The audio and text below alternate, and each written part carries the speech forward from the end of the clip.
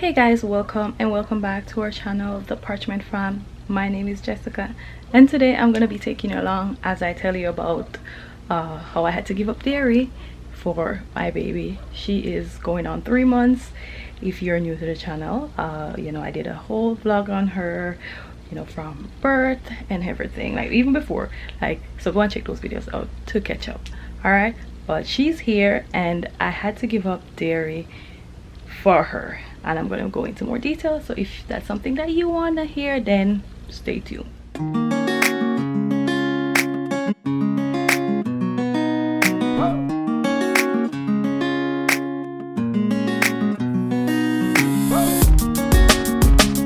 So you might be wondering, why do I have to give up dairy for my baby? Right? So some infants are born with what is known as lactose sensitivity, not intolerance. Not a lot of babies are born with lactose intolerance. Studies show that it usually has to be transferred from the parents.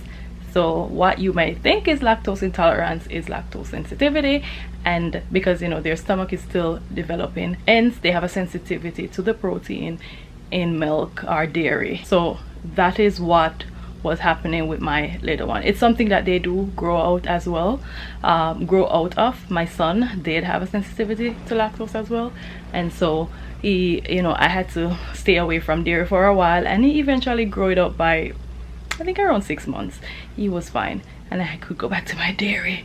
Yes, I'm not one of those that does well on oat milk and almond milk and all the other milks that they have that are vegan. I guess I'm not vegan, I can't do it, but I'm doing it for my little one because whenever I have anything dairy, I can tell a difference in how it affects her tummy, and she has what is called silent reflux, and dairy helps to make that worse. So I can do a whole nother video on silent reflux and explaining what the symptoms are, how I deal with it without medication and stuff like that. So if that's something that you'd like to see, just let me know. I may still go ahead and do it, but yeah, she has what is known as silent reflux, and guys, it's very how would you say, it takes a toll on baby, and it also takes a toll on you as a mom, because it makes them more fussy. They're obviously in pain. Reflux, as an adult, when you have reflux, it's heartburn. We call it heartburn, but essentially it's the acid coming back up, and it cannot be a nice feeling for a baby that is getting used to digestion and stuff like that, all the feeling that they've never felt before. So yeah, I had to give up dairy to help her with her silent reflux, and it helps with other tummy issues as well, gas, colic, and all of that leads to a lot of fussiness, a lot of sleepless nights, and just a baby that was so clingy to me. When I realized what was going on, I told my pediatrician, and that was the first thing that she recommended, was to try a lactose-free diet, get off dairy altogether, and see how well she adjusts. And I noticed the changes, and even now and then I cheat. I cheat because I love my coffee with some nice condensed milk in it. It's such a nice taste. So sometimes I cheat and I have some dairy, or I forget. Like the other day, I was rushing, I was on the road, I was very busy, and I grabbed a Starbucks Frappuccino, one of those bottled one that's already pre-made, and I forgot that I'm staying away from milk, and I drank it. So sometimes I do slip up and I drink it, and I can tell a difference with her spit up. Like, she spits up a lot and she's more fussy, more tummy issues. So definitely, yes, I can tell a difference. So I try my best to stay away from dairy. Even this morning I was like, oh, I want some coffee that tastes so good, because whenever I make coffee with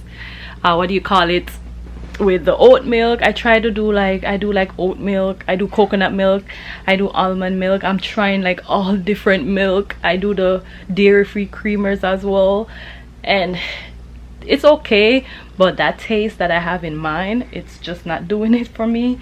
So yes, but I try to stay away from it because in the end it hurts her. She cannot talk, and I can't imagine, I don't know how much pain she's in.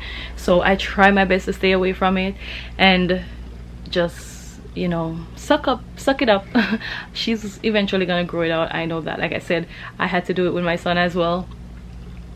But yeah, I mean, the next option would be to formula feed her. And yeah, I didn't mention that I'm breastfeeding, so I have to, that's the reason why I had to stay away from dairy, because she's exclusively breastfed. Now if she was a formula fed baby, I could just go to a dairy free formula, but that's not an option because she's exclusively breastfed and she doesn't even want to take a bottle.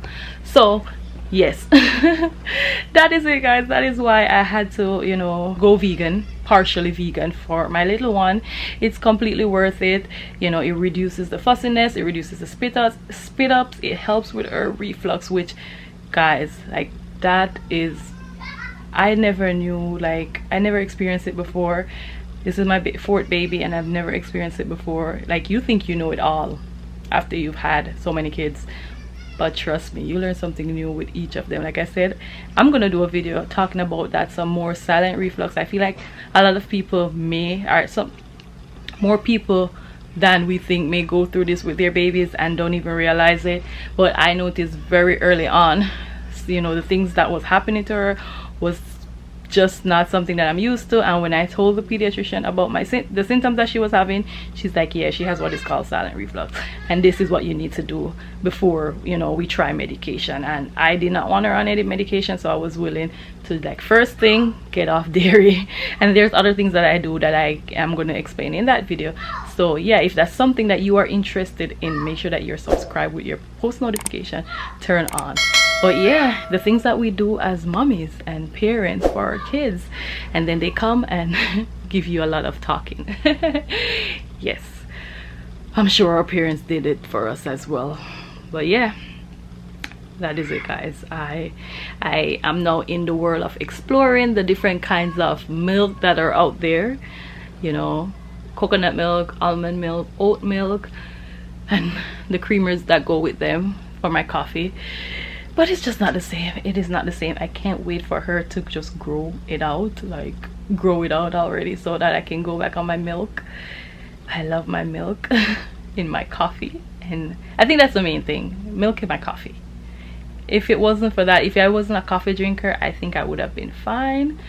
Yes, but I love coffee, which I have to, you know, I have to limit as well when I'm breastfeeding, because that will add to her irritability, as well as my sleeplessness.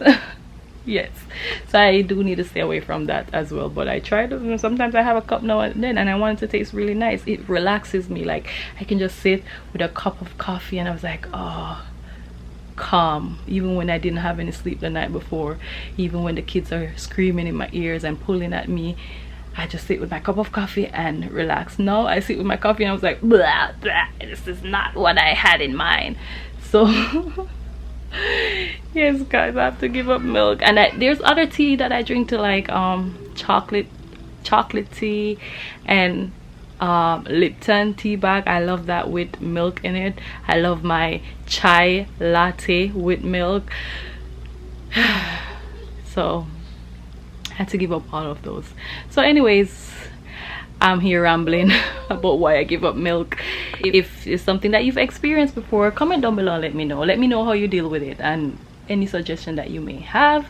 So thank you so much for tuning in to yet another video, and be sure to subscribe if you're not yet subscribed. Like this video, it helps us out a lot if you liked it, and share it with someone that you think might find it helpful. Yeah, and I'll see you in our next video. Bye.